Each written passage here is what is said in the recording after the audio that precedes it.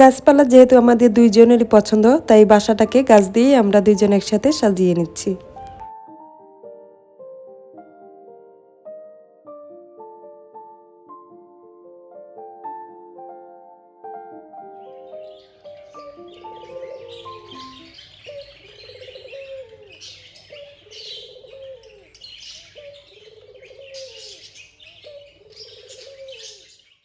আসসালামু আলাইকুম।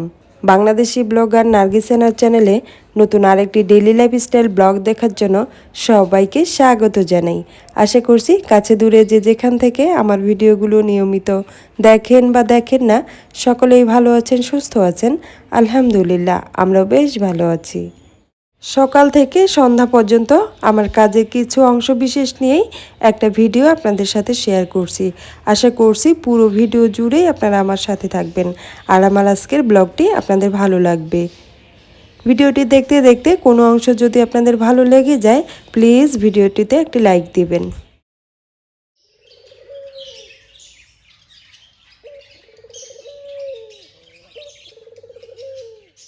আপনার একটি লাইকই এই ভিডিওটা আরও বেশ কয়েকজনকে দেখার সুযোগ করে দিতে পারে। যারা ডেইলি লাইফস্টাইল ব্লগ দেখতে ভালোবাসেন, রিয়েল প্ল্যান দিয়ে ঘর সাজাতে ভালোবাসেন, তাদের হয়তো একটু হলেও উপকারে আসতে পারে। আজকে যেহেতু তিনজনই আমরা বাসায় রয়েছি, তো সব কিছু মিলিয়েই সকাল সকাল ভিডিওটা স্টার্ট করেছি। আজকে কিন্তু রান্নাবান্নার আমার কোনো প্রেশার নেই, কারণ গতকাল রাতেই রান্না করে রেখেছি। তো সকাল সকাল যেহেতু ভিডিওটা শুরু করেছি, প্রথমে কিন্তু আমি চলে গিয়েছি চুলায় চা বানানোর জন্য। তো এখানে চায়ের পানি বসিয়ে দিয়েই আরেকটা কাজ করে নিয়েছি, সেটা তো আপনাদের সাথে শেয়ার করলাম। কিছু কাপড় ওয়াশ করা ছিল, গোছানো হয়নি, তো সেখান থেকেই কাপড়গুলোকে গুছিয়ে রেখে দিলাম। আর এখন চলে এসেছি চা বানাতে। তো চা বানাবো আজকে, একটু লিকার চা বানাবো, সেজন্য একটু আদা, তারপর তেজপাতা এগুলো দিয়ে একটু চা বানিয়ে নিচ্ছি। যেহেতু আমার ছোট্ট ভাইটা প্লাস আমার একটু ঠান্ডাও লেগে গিয়েছে, সেজন্যই মূলত একটু লিকার চা একটু ভালো করে বানিয়ে নিচ্ছি। আদা, মশলা, তেজপাতা এগুলো তো নর্মালি দিবই, সেই সাথে কিন্তু আরও বেশি কার্যকরী হওয়ার জন্য একটু আমি কালো জিরাও অ্যাড করেছি। তো কালো জিরা দিয়ে চাটা খেলে না আসলে গলাটাও অনেক ভালো, মনে দ্রুত ফ্রেশ হয়ে যায় আর বেশ একটা ভালো একটা টেস্ট আসে, সেই সাথে কিন্তু বেশ এনার্জেটিকও লাগে। তো সেজন্যই একটা মজাদার লিকার চা তৈরি করে নিলাম। এক্ষেত্রে বলে রাখি, যারা ডায়েট করেন তারা কিন্তু এভাবে মশলা দিয়ে সুন্দর করে সুগার ফ্রি একটা লিকার চা তৈরি করে নিতে পারেন। আমি যেমন লিকার চা বা যে চা কফি কোনোটার মধ্যে কখনো চিনি অ্যাড করি না, যেটা আমার জন্য আসলে তৈরি করি। তো চিনি ছাড়াই আমি চা কফি সবসময় খাওয়ার ট্রাই করি। আর এভাবে যদি লিকার চা তৈরি করি, সেটার মধ্যে জাস্ট একটু লেবু যদি দিয়ে দিই, তাহলে আসলে আর চিনির কখনো দরকার হয় না, এমনিতেই খাওয়া যায়। প্রথমে হয়তো একটু খারাপ লাগে খেতে, টেস্টটা একটু তিতা তিতা লাগে, বাট যখন আপনি কন্টিনিউ করবেন আস্তে আস্তে এটার মধ্যে আপনি অভ্যস্ত হয়ে যাবেন, দেখবেন যে চিনি দিয়েই বরঞ্চ ভালো লাগছে না, চিনি ছাড়া লেবু দিয়ে এই লিকার চাটা খেতে কিন্তু অনেক টেস্টি। তো এই তো আমার চা হয়ে গিয়েছে আর এখন চলেও এসেছি আমরা চা পান করার জন্য।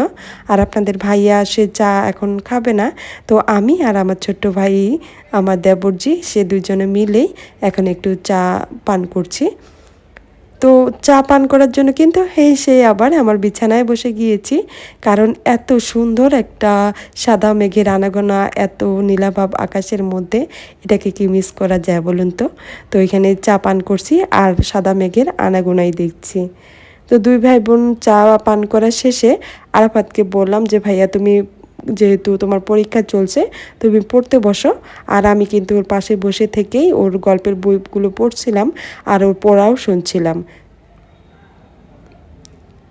ওর যেহেতু পরীক্ষার মাঝখানে একদিন গ্যাপ থাকে, তো আমি কিন্তু ওর সিলেবাসটাকে ভাগ করেই ওভাবে ওকে পড়ানোর চেষ্টা করি।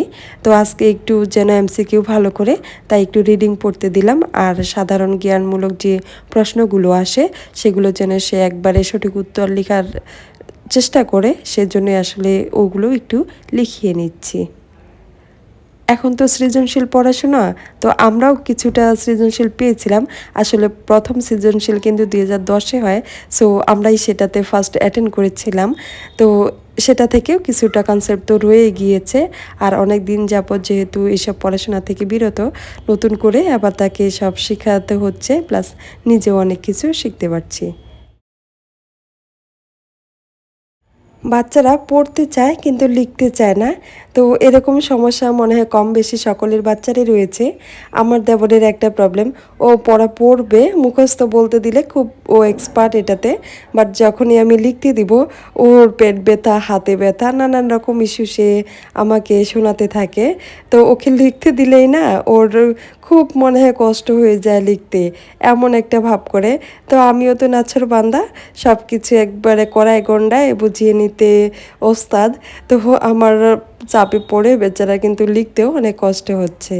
তো ওকে লিখতে দিয়েছি, আর আপনাদের ভাইয়া দিকে বসেছিল, তো ওকেও একটা কিন্তু কাজে লাগিয়ে দিয়েছি। কিছু প্লান্ট এনে রেখেছিলাম, তো ওগুলো আর কি টবে লাগানো হয়নি। তো আপনাদের ভাইয়াকে বললাম যে তুমি এই গাছগুলো আমাকে টবে লাগিয়ে দাও। তবে আমি কোনো গাছ আনলে আমি খুব কম লাগাই, আপনাদের ভাইয়াই কিন্তু লাগিয়ে দেয়। তো ওইসব কাজে আমাকে সে খুব হেল্প করে, কারণ তারও কিন্তু গাছ প্রচুর পছন্দ, গাছ পাখি তার খুব বেশি পছন্দ। যার কারণেই আমরা দুজনে মিলেই আমাদের এই ছোট্ট সংসারটাকে পাখি, রিয়েল প্লান্ট দিয়ে সাজিয়ে রাখার চেষ্টা করি। যে কোনো ইনডোর প্লান্ট আনলে আমি যে কাজটা করি সেটা হচ্ছে গাছ যেন অনেক দিন বাসায় সারভাইভ করে। তার জন্য গাছ আনার পরেই প্রায় 1 সপ্তাহের মতো যেভাবে এনেছি সেভাবে রেখে দেই। আর 1 সপ্তাহ পরে আমি টবে লাগিয়ে আবার সেটা ইনডোরে যদি রাখার হয় তবুও সেটা বেলকনির মধ্যে প্রায় 1 সপ্তাহ অথবা 2 সপ্তাহ রেখে দিই, যেন আমার বাসার পরিবেশের সাথে সে নিজেকে খাপ খাইয়ে নিতে পারে। তারপরে বাসার যে কোনো কর্নারে রাখলেই ইনশাল্লাহ গাছটা আর কি সারভাইভ করে। তো এভাবেই 1 সপ্তাহের বেশি হয়ে গিয়েছে গাছগুলোকে রেখে দিয়েছি। তো আজকে দুজনে মিলেই সেগুলো লাগিয়ে নিচ্ছি। এই তো এক এক করে সে সবগুলো গাছ টবে লাগিয়ে দিচ্ছে আর আমার কাছে হ্যান্ড ওভার করছে। এই প্যান্থোনার্স না কি যেন নাম বলতে পারি না। তো এই গাছটা কিন্তু আমার খুব পছন্দ। তো ঢাকা মেডিকেলের আশেপাশে অনেকবার খুঁজেছি, পাইনি। এর আগে একবার গাছটা টবে লাগিয়েছি, বাট কেন জানি গাছটা গোড়ায় পচে গিয়েছে। তবে মনে হচ্ছিল পানি হয়তো বা একটু বেশি দিয়েছি। তো এবার ট্রাই করব গাছটাকে কম পানি দিয়ে রাখার, তবে দেখি কি হয়। আর ওই যে ব্রোকেন হার্ট না কি যেন প্রথমে যে গাছটা দেখলেন, ওই গাছটাও কিন্তু বেশ ভালো লেগেছে। তো ওটাও বেশ কয়েকটা আলাদা আলাদা ডগা বের হয়েছে। তো ওটা থেকেও আবার কাটিং করা একটা প্ল্যান রয়েছে। আরেকটা কথা বলি, আমি জানি না আপনারা কিভাবে গাছ লাগান, তবে আমি গাছ লাগানোর সময় ঠিক গাছের গোড়ায় যে মাটিগুলো থাকে সেই মাটিগুলো কিন্তু প্রচুর শক্ত থাকে। পানি দেওয়ার পরে সেগুলো পানি আর কি নিতে পারে না, পরে দেখা যায় গাছের গোড়া জমে থাকে আর গাছ নষ্ট হয়ে যায়। তো সেজন্য আমি কি করি, গাছের গোড়ায় যে মাটি থাকে কেনার সময় সেই মাটি একেবারে সরিয়ে দিয়ে তারপরে নতুন মাটি আমি যোগ করে টবে লাগিয়ে দিই। এতে করে গাছগুলো বেশ ভালো সারভাইভ করে। আমি এখন পর্যন্ত যতগুলো গাছ লাগিয়েছি এভাবেই লাগাচ্ছি, কারণ এর আগে এই মাটিসহ গাছ লাগিয়ে অনেক গাছ আর টাকা দুটোই নষ্ট করেছি। তো ওখান থেকেই আসলে একটা শিক্ষা হয়েছে বলতে পারেন, যে গাছ যেই টবে মালিরা বিক্রি করে ওই মাটিসহ যদি লাগানো যায় তাহলে গাছগুলো আসলে বেশি দিন সারভাইভ করে না, বা পানি দিলে সেগুলো কিন্তু ওইভাবেই পানি গোড়ায় থেকে থেকে গাছটা পচে যায়। আর এদিকে গাছ লাগানোর কাজ করতেছি তো দুজনে মিলে বেশ ভালোই। তো হঠাৎ করে আবার পার্সেল চলে আসলো। আমরা একটা মাল্টি ফাংশনাল সেলফ অর্ডার করেছিলাম, তো ওটারই আসলে পার্সেলটা আজকে দিয়ে গেছে।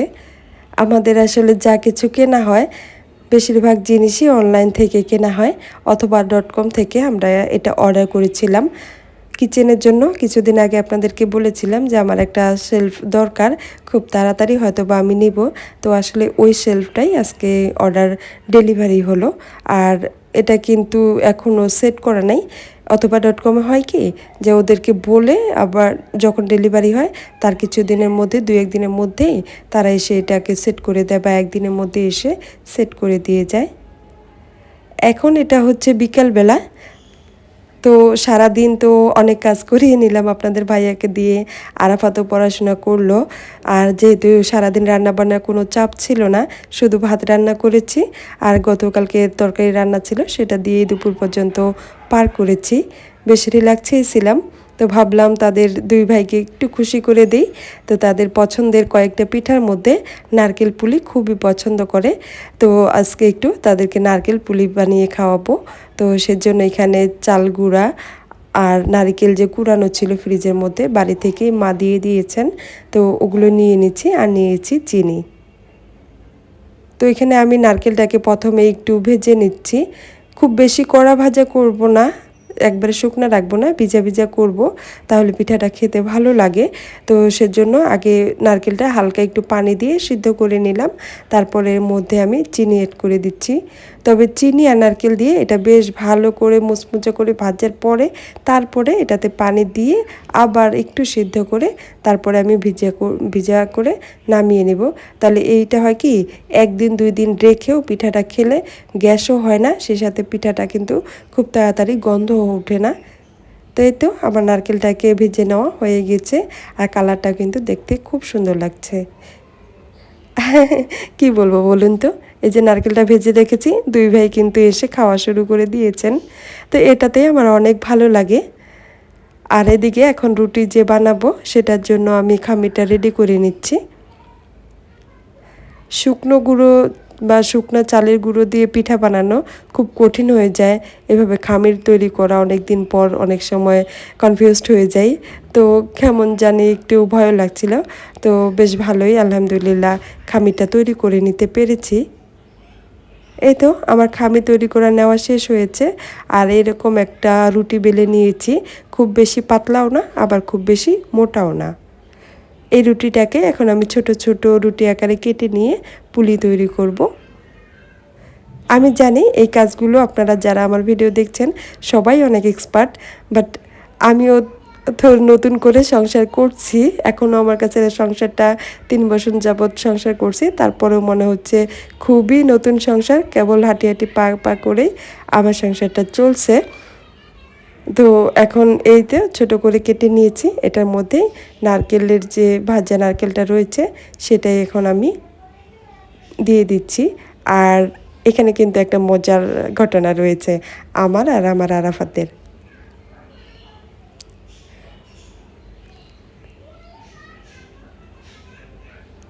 আগে কি হতো, কোনো ডিজাইন করতে পারতাম না, এভাবে নারকেলটা ভিতরে দিয়ে জাস্ট দুই পাশের মুখটা বন্ধ করে দিতাম আর তেলে ভেজে নিতাম। বাট এই কথা শুনে আমার আরাফাত কি বলে জানেন, আমি নাকি ওদের পরিবারের একেবারে মান সম্মান রাখতে পারলাম না। কারণ ওই পরিবারে মানে আমার শ্বশুর বাড়ির ছোট ছোট যে দুইটা ননদ রয়েছে সবাই এই সুন্দর ডিজাইন করতে পারে, বাট আমি পারছি না। কি বলেছে জানেন, কয় আচ্ছা আব্বা আম্মা কি জানে না যে তুমি নারকেল ফুলির ডিজাইন করতে পারে না? কেমন লাগে বলুন তো। তো ওকে আমি একটু দেখিয়ে দিলাম যে হ্যাঁ যে দেখো আমিও কিন্তু সুন্দর ডিজাইন করতে পারি, তবে ডিজাইনটা সত্যিই কিন্তু তেমন ভালো হয়নি। তো এই তো এভাবে এলোমেলোভাবে একটু পিঠাটার মধ্যে ফুলের শেপ দিয়ে দিলাম। আর এখন এই তো কয়েকটা পিঠা বানিয়ে নিয়েছি। তো আপনারা এখানে একটু খেয়াল করবেন, আমিও কিছু বানিয়েছি আর আমার ছোট্ট আরাফাত সেও কিন্তু এই যে পিঠাটার মধ্যে অনেক সুন্দর ডিজাইন করেছে। ও নাকি বংশের মুখ রক্ষা করলো যে সে পিঠা ডিজাইন করতে পেরেছে, আর এটা হচ্ছে আমার ডিজাইন করা। তো আমার মনে হয় আরাফাতের ডিজাইন করাটাই বেশ ভালো লেগেছে, তাই না? তো যাই হোক পিঠাটা কিন্তু বানানো হয়ে গিয়েছে। এখন এই পিঠাগুলোকে আমি তেলে ভেজে নিব। ভাবছিলাম যে কিছু গরম গরম পিঠা আরাফাতের স্যারকেও খেতে দিব। প্রাইভেট টিচার এসেছেন, তো আরাফাতকে পড়ানো শেষ হয়ে গিয়েছে, স্যারকে বসিয়ে রেখেছি। চটপট কয়েকটা পিঠা ভেজে আগে স্যারকে খেতে দিয়ে দিই। আরাফাতের প্রাইভেট টিচারকে খেতে দিয়ে দিয়েছি কিছু পিঠা, আর এখন আমাদের জন্য বাকি পিঠাগুলো ভেজে নিচ্ছি। তো এদিকে তো আরাফাত আর ওর ভাইয়া অপেক্ষা করছে কখন পিঠাগুলো ভাজা হবে। তো গরম গরম ওরা দুই একটা নিয়ে খাচ্ছে। আর এখন এই তো সব পিঠাগুলো আমার রেডি হয়ে গেছে। তো সবাই মিলে আমরা এখন পিঠাগুলো খাবো। তো আমার এই পর্যন্তই আজকের ভিডিওটা ছিল। কেমন লাগলো আপনারা কিন্তু কমেন্টস করে জানাতে পারেন। আপনাদের কমেন্টস জানতে পারলে আমার বেশ ভালো লাগবে। সবাই ভালো থাকবেন, সুস্থ থাকবেন। দেখা হবে নতুন কোনো ভিডিওতে খুব তাড়াতাড়ি। আল্লাহ হাফেজ। আসসালামু আলাইকুম।